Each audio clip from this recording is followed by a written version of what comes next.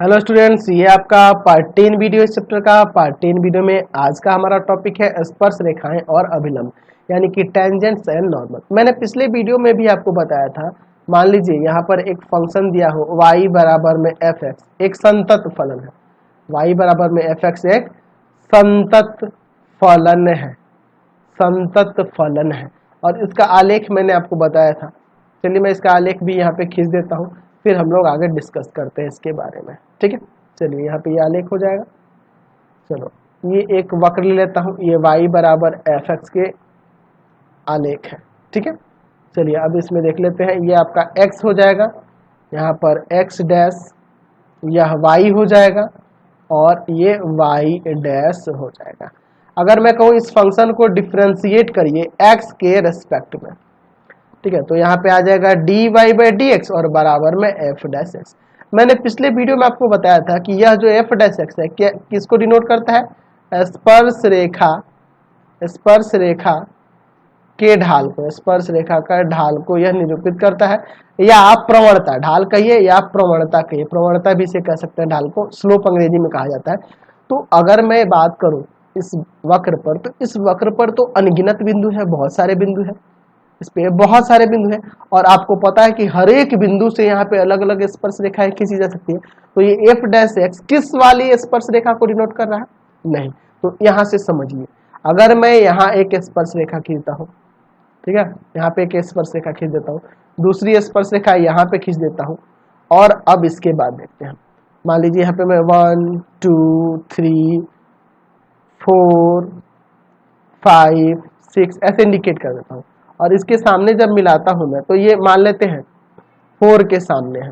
ठीक है, यह जो बिंदु है 4 है, यह बिंदु जो है 4 है। तो अगर मैं यहाँ बात करूं f डैश 4 की, तो f डैश 4 जो देखेंगे, अगर मैं इसका नाम कुछ दे देता हूँ PQ, तो यह PQ स्पर्श रेखा का ढाल है, PQ स्पर्श रेखा का ढाल, स्पर्श रेखा का ढाल। अगर मैं इसकी बात करूं, इसका नाम कुछ दे देते हैं, RS दे देते हैं। और यह देख रहे हैं, यह जो छू रहा है यह बिंदु 6 के सामने है। तो यहाँ f डैश 6 जो है, f डैश 6 की बात करेंगे, f डैश 6 का जो वैल्यू होगा वह किसके बराबर होगा? तो वह किसकी बात करेगा? RS स्पर्श रेखा का ढाल, RS स्पर्श रेखा का ढाल, स्पर्श रेखा का ढाल को इंडिकेट करेगा। स्पर्श रेखा या स्पर्श का ढाल एक ही बात है। चलिए समझ गया, कोई दिक्कत नहीं है।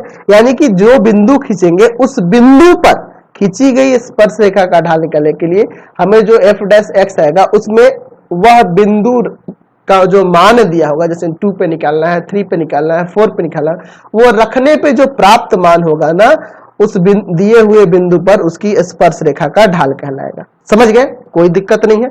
अच्छा, अब हम लोग बात करते हैं अभिलंब के बारे में।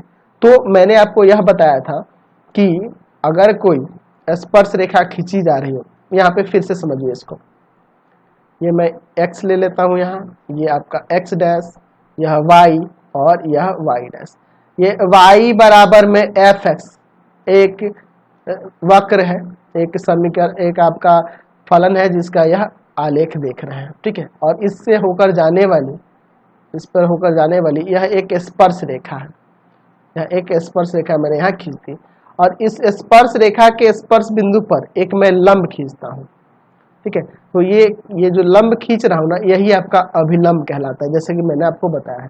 तो यहां से यह पता चल गया कि ये dy बाई डी एक्स जो है, या यूं कहे कि f डैश एक्स जो है, वह किसको डिनोट करता है? स्पर्श रेखा की ढाल को, स्पर्श रेखा की ढाल को, स्पर्श रेखा की ढाल को।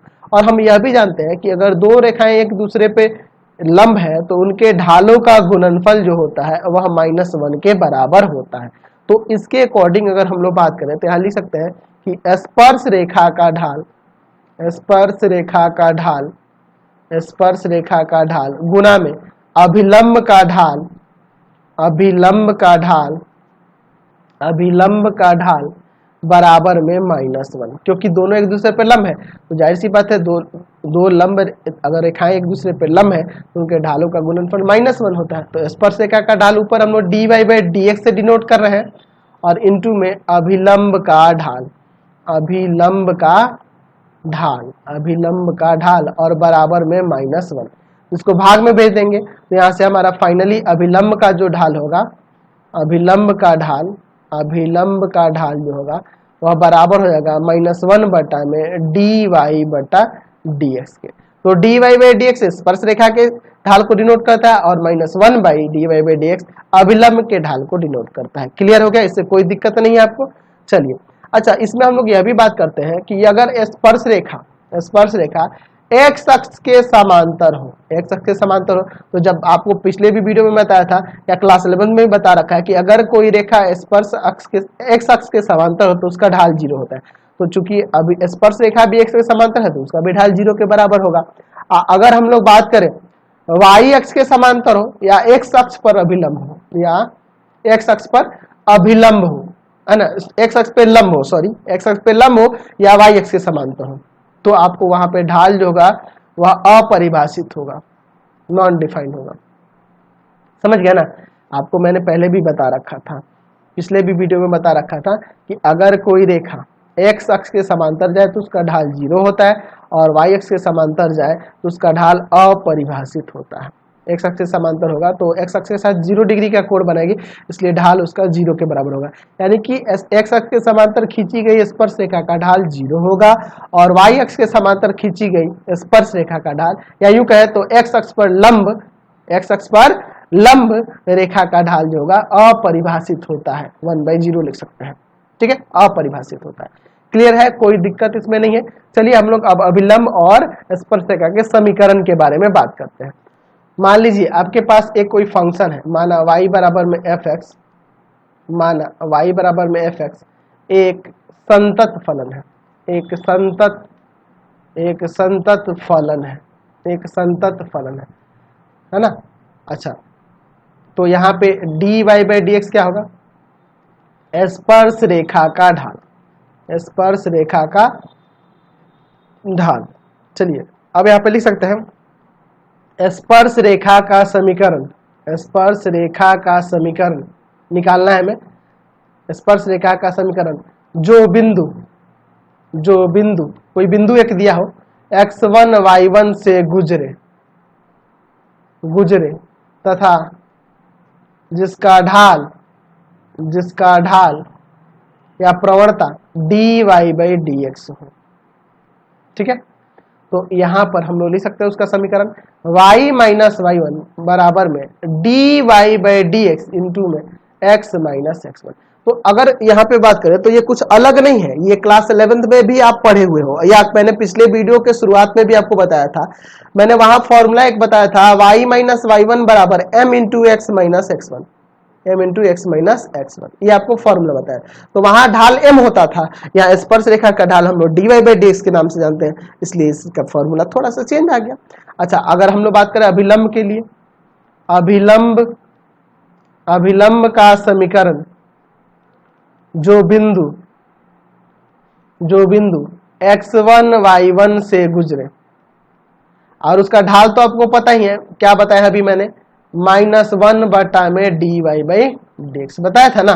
चलिए, तो यहाँ पर हम लोग लिख सकते हैं y माइनस y1 बराबर में -1 बटा dy बाई dx इंटू में x माइनस x1, इसके समीकरण के लिए फॉर्मूला हो जाएगा। तो ये सारे फॉर्मूले आपको याद रखने होंगे और इन सब का यूज हम लोग एक्सरसाइज में करने वाले हैं। तो ये सारे फॉर्मूले आप याद रखोगे। वैसे तो मैंने बहुत सारे नियम आपको क्लास 11 में बताया हुआ है, तो उन सबको भी आप ध्यान में रखोगे और उन सबका लिंक, अगर आपको क्लास 11 के आपको क्या करना होगा, रेखा वाला चैप्टर जो मैंने पढ़ा रखा है ना, रेखा का समीकरण वाला, तो वो चैप्टर आप जाके पढ़ लो, क्लास 11 का, बहुत ही जरूरी है। वो समझ में आएगा तभी ये आपको टॉपिक समझ में आएगा। ठीक है, तो बहुत जरूरी है। इसमें जो मैंने निर्देशांक ज्यामिति में रेखा का जो समीकरण चैप्टर बता रखा है, टॉपिक बता रहा है, उसको आपको समझना होगा बहुत ही अच्छे तरीके से, तभी आप क्लास 10th का स्पर्श रेखा और अभिलंब के बारे में समझ पाओगे। मैंने जितने भी फॉर्मूले बताए हैं उन सारे फॉर्मूले को आपको ध्यान में रखना है और उन सबसे संबंधित क्वेश्चन हमारे एक्सरसाइज में दिए हुए हैं। मैंने यह भी क्लास 11th में आपको बताया था कि अगर कोई रेखा है जो x अक्ष पर या y अक्ष पर या वाई एक्स पे मान लेते हैं, वाई एक्स पे जिसका इंटरसेप्ट है ना सी है, यानी इंटरसेप्ट मतलब कटान बिंदु 0, C ऐसे लिख सकते हैं। और ढाल उस रेखा का ढाल m है, ढाल m है, तो उसके लिए उसका समीकरण होता है y बराबर में mx प्लस सी, जहां पे m इसका ढाल कहलाता है और इसका इंटरसेप्ट जो है वह c कहलाता है। अगर वह x अक्ष पे उसका कटान बिंदु हो, x अक्ष पे कटान बिंदु हो, वह कटान बिंदु यानी कि जो उसका कटान बिंदु यानी इंटरसेप्ट जो हो d हो, यानी d,0, तो इसके लिए समीकरण होता है, और इसका ढाल अगर m हो, इस रेखा का भी ढाल अगर m हो, तो इसके लिए समीकरण होता है, आपका क्या होता है जी, तो एक्चुअल में आप इस फॉर्मूले के आधार पे बना सकते हो y बराबर में mx माइनस डी, ठीक है, यह उसका समीकरण के लिए फॉर्मूला हो जाता है। तो आगे जो आपका एक्सरसाइज है उसमें ये सारे फॉर्मूले यूज होने वाले, क्लास 11 के भी जितने भी मैंने फॉर्मूले बता रखे हैं, क्लास 12 में भी जो भी आपको कंसेप्ट दिया, इन सबको आपको ध्यान में रखना है, तभी आप एक्सरसाइज के क्वेश्चन को बना पाओगे। आपको पता ही है हमारे 3 चैनल है, तीनों को सब्सक्राइब करना होगा। पहला है पाथ फाइंडर क्लासेस छपरा, दूसरा है भारती भवन रविकांत सर,